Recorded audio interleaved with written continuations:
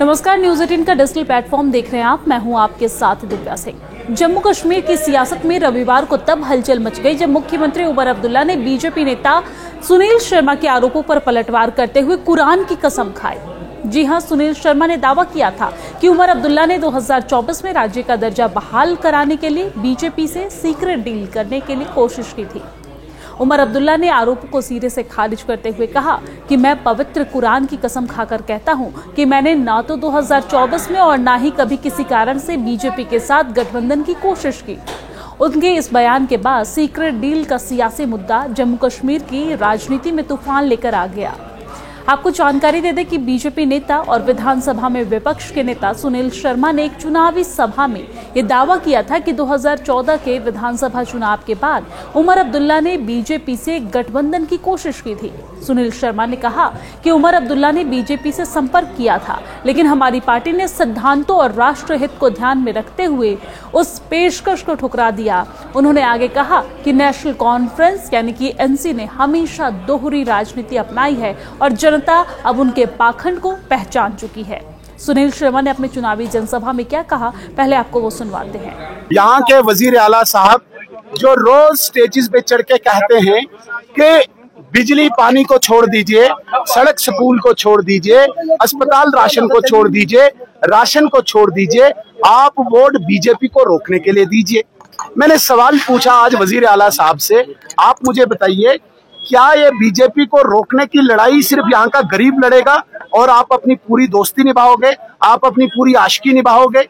क्या वजीर आला साहब 2014 में चुनाव जीत के दिल्ली के दरवाजों पे नहीं भटके, वहां पे एक एक लीडर के पास नहीं गए, वहां पे उन्होंने ये नहीं कहा कि मुझे सरकार में आने दीजिए?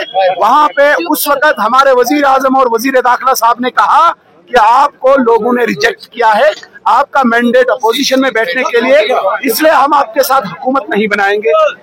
वजीर आला साहब का मुंह लाल पीला होके वो वापस आए। 2024 में दोबारा इन्होंने यही किया और ये दिल्ली जाके कहे कि आप मुझे स्टेटहुड दीजिए, मैं आपके साथ सरकार बनाने को तैयार हूं। वहां पे फिर कहा गया कि नहीं, हम सरकार में नहीं आएंगे, हम अपोजिशन में, हमें मैंडेट मिला है बैठने का, हम अपोजिशन में जाएंगे। तो ये दोहरा चरित्र क्यों, ये दो चेहरे क्यों?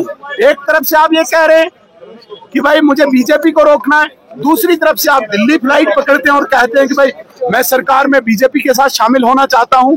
मैं वादा करता हूं और एक मैंने बात कही, अगर मॉरल वैल्यू सचमुच हमारे सीएम साहब के पास है, आप किसी मस्जिद में या किसी रिलीजियस प्लेस पे जाके आप कुरान पाक हाथ में लेके कसम करिए कि आप दिल्ली के दरवाजे पे नहीं जाए सरकार बनाने के लिए।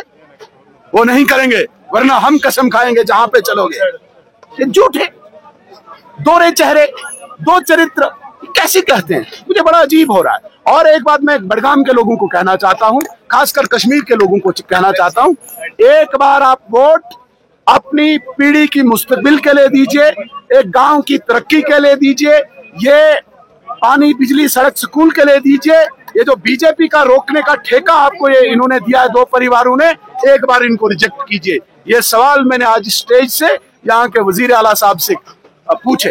एक मुबारकबाद मैंने जरूर वजीर आला साहब को दिया, जो एक नेफीरियस डिजाइन पीडीपी ने लैंड माफियाओं के लिए, जिन्होंने गरीबों की लैंड खाई है, जिन्होंने सरकारी लैंड पे कब्जा किया है, उस डिजाइन को डिफीट किया है, उसके लिए मुबारक के मुस्तहिक हैं हमारे उमर अब्दुल्ला साहब, उसके लिए शाबाशी दूंगा।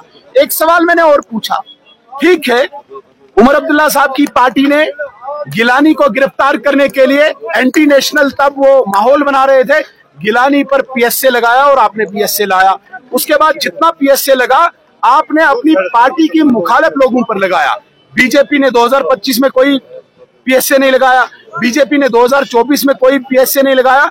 पीएसए 2019-20 में तब लगा जब यहाँ पे बदअमनी थी।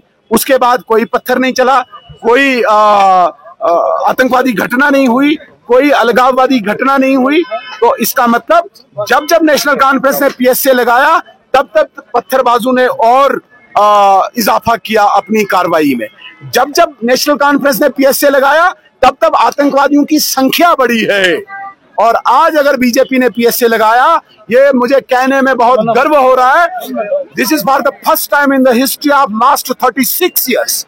पिछले 36 सालों के इतिहास में पहली बार हो रहा है जब कश्मीर में एक भी लोकल टेररिस्ट नहीं बना। ये बहुत बड़ी बात है।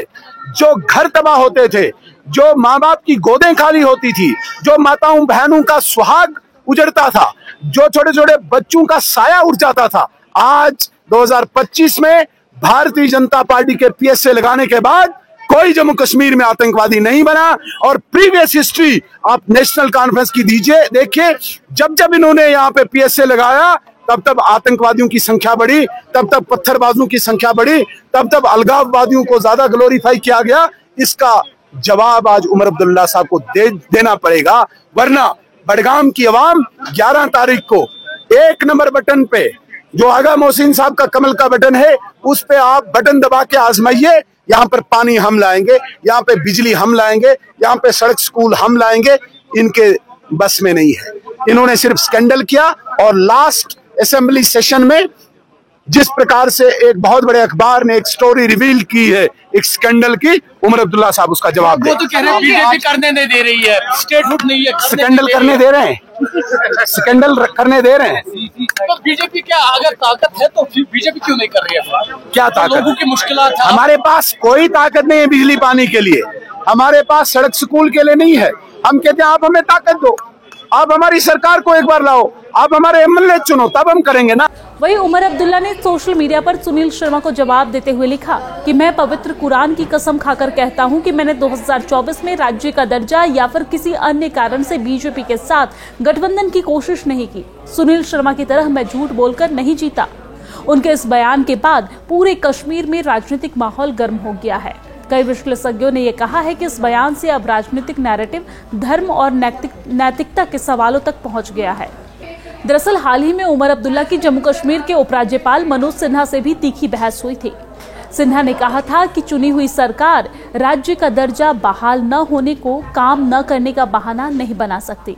और इसके जवाब में उमर अब्दुल्ला ने कहा कि हम कोई बहाना नहीं बना रहे हैं, हम उन बाधाओं के बावजूद भी काम कर रहे हैं जो केंद्र ने खुद हमारे रास्ते में खड़ी की है।